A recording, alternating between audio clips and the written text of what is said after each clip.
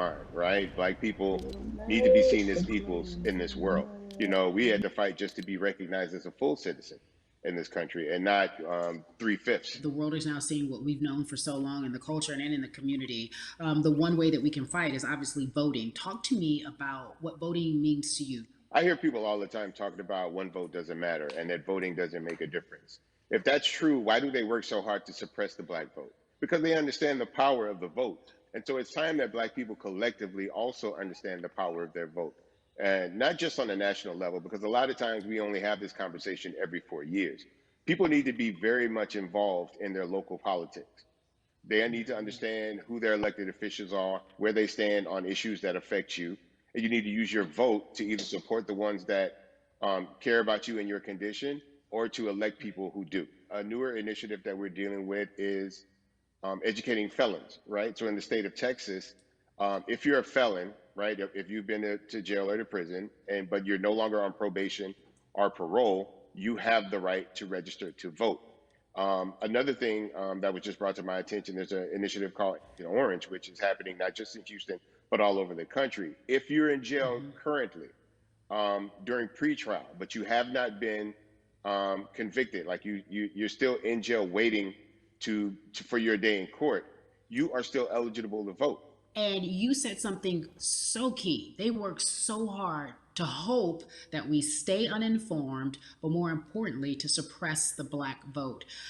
If you could do one thing with this message that we're trying to send today about how important voting is, what type of images would you like our people to understand and see when they go to these polls and vote or when they cast their ballots? I think the images that we've all seen, you know what I'm saying, for decades in this country, if not centuries in this country, we've seen black people oppressed, we've seen black people attacked. So every time you look back and you see those old black and white images of people of color being attacked by dogs and people of color being sprayed with hoses, that's what they were fighting for. Back then, they were just fighting Yeah. for a chance to vote. People like Martin Luther King Jr., people like Malcolm X, these people died to help us um, be in a position to have the power that we have now, which is to be able to cast a vote and make a decision about the people that have controls over our lives. So, I mean, if you in your own community need a reason to Mm-hmm. vote, look at a person like George Floyd. If the people in your city are not open to police reform, are not open to having a conversation about defunding the police, are not open to issues concerning economic equality, judicial equality, and racial equality, right? If they're scared to say Black Lives Matter, you have the power to put people in those positions who do believe that Black Lives Matter, who do believe in Mm-hmm. racial equality, economic equality, judicial equality, That's right. right? That's Who right. see us as human beings. And if the people in your community don't feel that way, vote them out. It's that simple. It's just vote them out. We don't have enough time to sit around and hope that people change their minds. Yeah, Bumpy, you point out something so important. We have the power, and that is in our vote, and that is with our voice, and that's how we use our voice. I think of where we are right now. People say this is a particular moment, but it is a movement, not just a moment, it is a movement. Why, in your opinion, was it George Floyd's death? Why was that the chosen brutality for people to say, oh my God, black people are still oppressed in this country, and it is not fair? I think it's twofold, Carrie. In so many different encounters with between people of color and the police, there simply is no proof of what happened in the interaction. Mm, And so what happens is in a court of law, it tends to lean towards the policeman's point of view, right? In this case, we saw very clearly what happened. I think the other thing is due to the fact that everyone was at home, basically during this time period in relation to the coronavirus. You couldn't avoid it, right? It was on every television station, it was on every absolutely. social media platform. Everywhere you turn, you were constantly hit upside the head with this message. You see in the interaction that this man did nothing to deserve what happened. That's right. I think so well said because if you think about it, in the grand scheme of things, it wasn't worth it, and he didn't have to lose his life. I think that you touched on something that a lot of people talk about, and that is now defunding the police. That has been such a huge conversation, but there's so many misconceptions around defunding and dismantling. If you will, educate the audience. All right, so most people, when they hear the term defund the police, they tend to think of, oh, they're going to take away our police department. Nothing could be further from the point. Defunding the police means that in certain communities, even Houston, take for example, we had over $1 billion allocated to our police force. Now, what is that money being used for? Some of that money tends to be allocated towards riot shields, right? Pepper spray, right? That kind of thing. That's only used against the people that fund this budget, right? So why would the people want to supply the police with the means to oppress them? If the police are concerned about the situations in certain Yep. communities with a higher crime rate, well, higher crime rates tend to happen in communities where there's not there's not employment opportunities, right? There's not a lot of social services, and people are going to do what they need to do to take care of For themselves sure. and their families. When the community has more opportunities for employment, more opportunities for upward mobility, then they tend to be a less of a strain on the government. They tend to have a lower crime rate, and because of that, we'll have less need for the police in those communities. You are passionate about so many different things in terms of making sure that we are holding our leaders accountable. Talk to me about some of the other projects that you're working on. Well, right now, obviously, being a part of More Than a Vote is essential.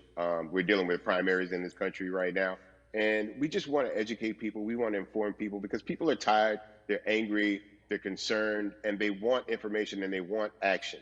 And so we want to make sure that we give them the right information and lead them in the right direction. And we thank the people that do not look like us for standing with us right now because it's very Amen. important that people who aren't black be involved because if black people could have gotten rid of racism, we would have done it hundreds of years ago. And so I'm trying to use my voice and my platform just to let people know that if they feel like I do, there's a number of places they can go to enact change in their community. People need to know about how their city council runs. They need to know that they have the ability to speak when city council meets, to let them know that that's not the way that they feel their city needs to be run. Those are not the places that they feel the money of their And Bun, community needs to be allocated.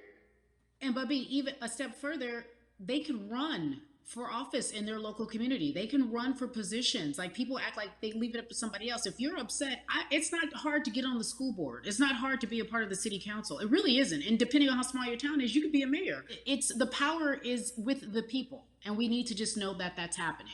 Absolutely. And it's always been with the people. You know, if you look at Trayvon Martin's mother, Sabrina Fulton, right? She felt that there was a system of racism and a system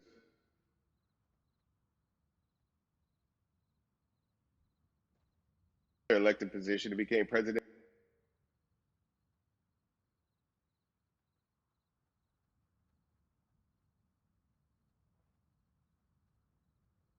And I feel like I need to go out and run for something. You gave me a rousing speech there, sir. I'd be remiss if I didn't ask you this. When I talk to my brothers, I have to ask you, as a black man, how are you doing? Are you okay? I'm good. I'm good. I have a very strong relationship with God. So prayer definitely works for me. I have children and grandchildren who are watching me, who are encouraged by what I do, and they're proud of me right now, and that's really what matters. The change starts at home, so as long as you have a support system that believes in what you're doing and supports you in what you're doing, you have everything you need to go out there and fight the good fight. And for those that don't, there's a community of people here to help you. So you can go to places like morethanavote.org. There are many different places that will encourage you, inform you, and they will put you with groups of people that feel like you that are ready to take action. So no one has to go about this alone if they want to do it.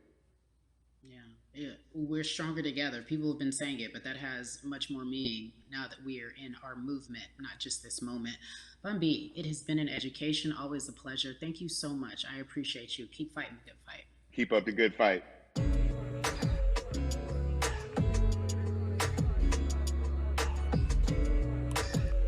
Yeah, la la. So our next guest, I have to admit, I'm a fan, but there are so many different people that we could talk to, and I thought it was so imperative that we speak with her. You know her as Molly on the huge, successful show Insecure, HBO's Insecure. She also has a comedy special highlighting her Nigerian roots, and she's an amazing podcaster. Let's welcome in Yvonne Orji, everyone. You have such a beautiful way of making things funny, giving us our medicine with some candy, right? The humor and the Yeah. healing. You bring all of that to your space. And right now, as you look across this country and how everyone is so broken and so upset, if it's not social injustice, it's the pandemic, it's depression, it's unemployment, the list goes on and on. How are you doing, quite frankly? I am I'm rediscovering self in a way I that is hard but necessary that will lead to ultimate joy. I know it sounds like a lot, but no, I think I personally think that God put all of us on a global timeout. Like we just, America hasn't done as good as other people when it comes to timeouts because everyone else is out playing at recess, and we're still in the principal's office hoping and wishing we can come out. But I think that if we settle into the timeout and really learn the lesson that we're supposed to learn from this season, I think we'll emerge better. We'll learn how to play well with others in more ways than one. And so personally for me, I'm taking this time to learn me in a new way. I feel like I'm being ushered into a new season and I'm getting still because sometimes the busy uh, confounds the work that we're supposed to actually be doing. We're busy doing other stuff, but we got work that we need to do on the inside. And I'm leaning into it. I'm like, dang, I thought I was gonna be able to rest like everybody else. And God's like, nah, we got work to do. You know what? And I think that's what everybody is saying about 2020. It's demanding that we be better. And you said it's a global timeout. What do you mean by that? Yeah, it's like everyone sit down, be humble, to quote the great prophet Kendrick Lamar. But like, no, seriously, sit down and let's reevaluate some things. Let us unearth and shake up the things that we have been trying to hide within ourselves, within our nation.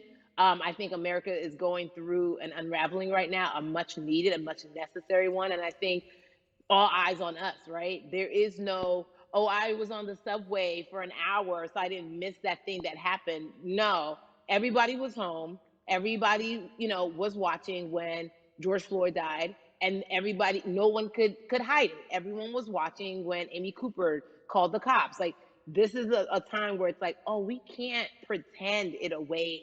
We can't excuse it away. No, no, no, no, no. It's a global timeout. Sit down, watch, and let's learn. And globally, it's like, hey, we were going business as usual, but it ain't usual no more. Like that, that's old. Anytime change occurs, it's very uncomfortable. And so right now we're sitting with we're getting we're getting comfortable with the uncomfortable. The minorities, we've been comfortable with being uncomfortable because that to me explains just the existence for whatever we want to do, how we break into our careers, how we live our lives, how we find ourselves one of the few or one of the first. And that's a lonely road. When you look at and when you talk about this global timeout, everybody had to pay attention to Amy Cooper, everyone had to pay attention to George Floyd. How is that helping us as a people, as a country during our global timeout? I think, well, one, we're not minorities, Carrie. You already know it. It's like these labels that they put on us. It's Yeah. like the same way of saying like black on black violence. Also, there's no white on white violence. It's branding, Yeah, right? It's great. all Yeah, branding. you're right. You're It's right. like white people kill white people every single day. So no, there is no black on black violence. And if you say black on black violence, well then let's brand white on white violence. Like I watch Mhm. Investigation Discovery. Ain't too many of us being featured. so, I just even like but to answer your question, what does that do? I think what everyone expected is what has happened in the past when the world was still open, right? In that, okay, you had everyone from Trayvon Martin to Castillo to Sandra Bland. You had all of these lives lost, and Black people made some noise. We rioted, we got out in the streets, we started the Black Lives Matter movement, all of those things. And then white people kind of just like, oh, let's give them something. And then it's just like, is it over? It's like Oscars so black. Okay, okay, good. We gave some Oscars. Are we good now? Like, are we even? Hmm. And it's just Hmm. like, oh no, no, no, no, no. This is not about like a band-aid. It's like, yo, we might have to amputate the leg a little bit, but it's all right because we're gonna by amputating the leg, we're gonna save the body. Yeah. And so I think that's what's happening now. Like America is realizing, like, oh, black people aren't just making a little bit of noise. Like the protests are still out, the conversations are still being had, the change is still being demanded, and I think they're seeing, oh, this is not going no way, and no, it's not, because we need systematic change. What a beautiful way to explore what is happening and describe our country. We might have to amputate the leg, but that's to save the body. That's what's happening right now. That's beautiful, Yvonne. And to that end, I have to ask you this because the way that we do that, we use our voice. And our voice right now in this world, in this country, is our vote. And everyone talks about voting and how important it is, but I feel like more than ever we understand that it's not just about voting every 4 years for the man in office. It's about your local elections. It's about the mayor. It is about the district attorney, the people who have the power to bring charges against police if police brutality is an issue in your community. If you care about your school district, you can run for the school board. I ask this of you, right? Your parents are from Nigeria. You are Nigerian. You talk about that very lovingly. What does voting mean for you? I think voting is power. I remember, I became a naturalized citizen back in the '90s when because I was still a minor. My mom naturalized, and so we were able to do it under her. And just even that power of like we're American citizens and all the access that we have by being citizens. One of those accesses and those access to power being voting. It's a big deal. It's a big deal because not only are we do we have the opportunity to be in this country, but now we can be of the country. We can be of the systems. We can be of the rules. We can be of what it actually affords. But I think going back to your earlier comment about just the setup of systems, I think we are done a disservice. Either it's schools or whatever it is, and I'm not putting teachers on blast. I think teachers do a phenomenal job, but for some reason, we do not, and give them all the raises. I know too many parents who are like, I might, this child of mine, I do love them, but hey, who, where can I drop them off? And I do think that there is a disservice done because, again, when we talk about them, to your point, we talk about every 4 years. It's important to vote for the presidency. We don't realize, like, oh, snap, we actually can vote about, like, how much our libraries get. It's like small things like that, but they make a big difference. When you think of voter suppression in this country, what does it look like for you?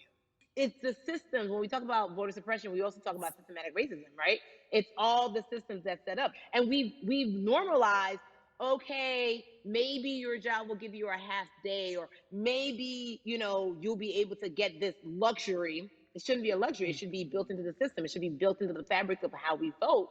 But maybe you'll be able to get this luxury in order to enable you to go vote. Think about everything disenfranchised, marginalized Black person has to endure in a day. So in a day, you need to get to work. If something happens to your car, if something happens to your child care, if something happens to, there's so many factors along the way that can send you into a tailspin as an American. And then you add on as a person of color.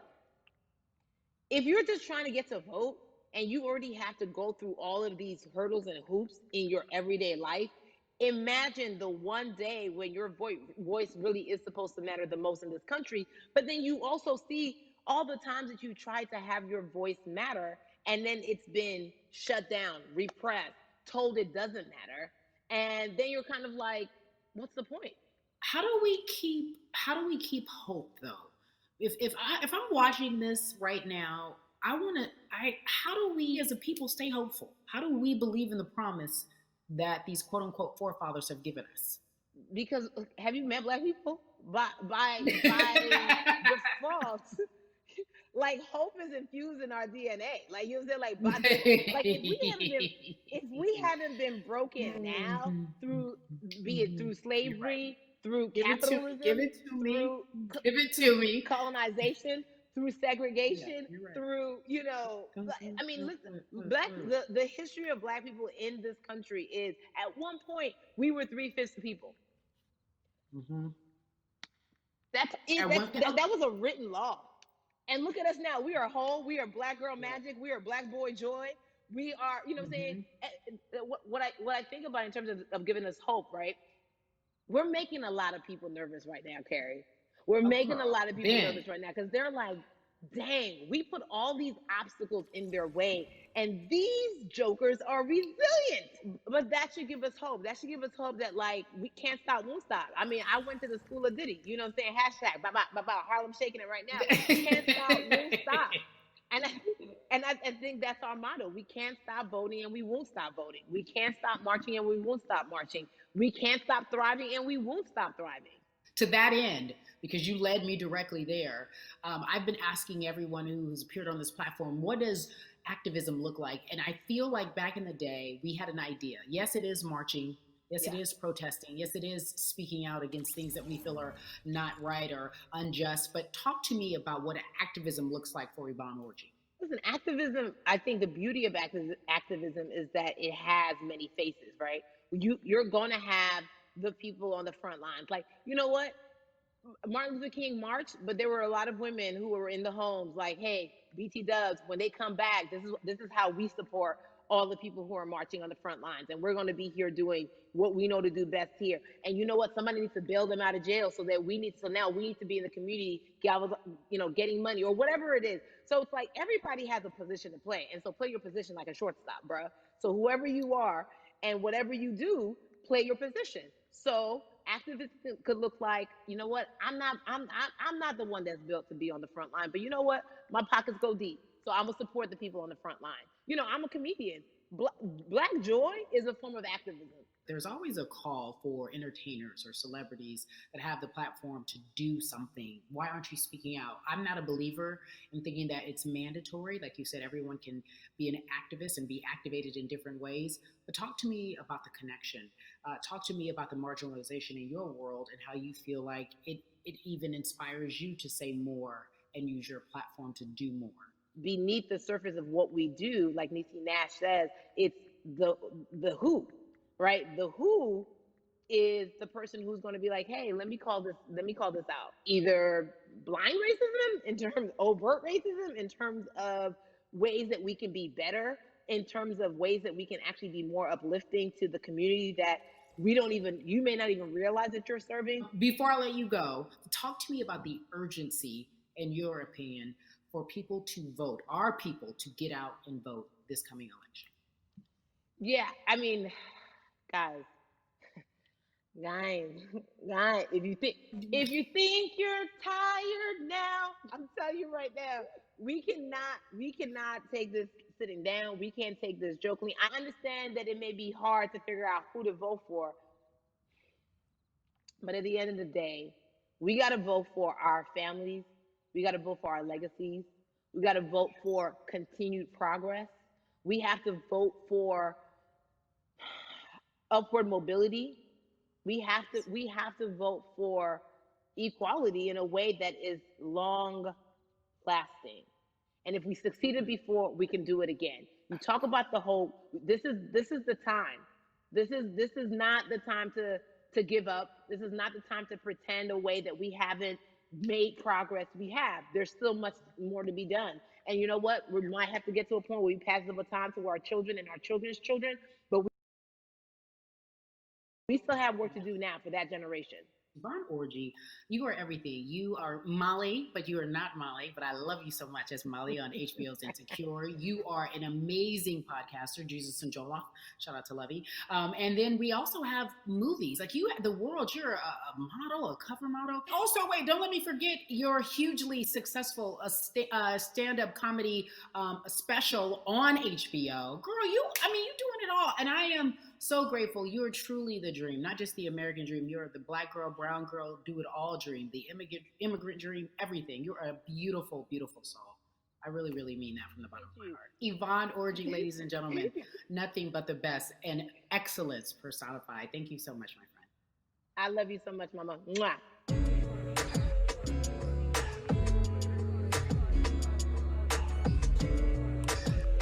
Yeah, la la. So Atlanta has been one of the hotbeds in terms of political unrest and social injustice. We've seen so much happen in that city, and we've also seen so much come from that city, including one of our very own founding fathers of the civil rights movement, and that's Martin Luther King Jr. But right now, we want to welcome in someone who has used his platform to talk about voting, to talk about racial injustice, and how he's trying to help. Atlanta's very own Russ joins us now on We the People. Russ, I'm not going to fan out and tell you what some of my favorite songs were that I listened to repeat on yours. We're going to get to the topic at hand. So amazing. We got to talk about recently you did an interview where you shared your outlook on culture and music. And you also were very candid about the fact that you have a privilege and that it's necessary for you to give back. Tell everybody about what that means. It's very obvious I'm white and I'm in Black culture and I'm benefiting financially off of it. So I feel like if you're a white person financially benefiting off of Black culture, you have to put finances back into Black culture. It's just that simple. The screenshots with your feelings. It just comes off like fake empathy because it comes off very dismissive and very oh, that sucks for y'all. But anyway, back to what I was doing. Have you felt that way always, or is it now because of the time of where we are in this country? I've always had the feeling. I think now it's just obviously elevated. It's a new level, and there's new, it's to the point now where you can't. First of all, you can't not say anything. Second of all, though, I just think saying something isn't enough anymore. I think if you have the ability to put money back into a culture that you're financially benefiting from, you have the ability to, you should. It's interesting that you talk about it in that way because some people do believe that silence is the best way to go because it's hard to talk race, especially if you're white and you're in the Black culture. People just feel as if they can't talk about it. They feel awkward. They feel as if they don't have the privilege or the voice or the words.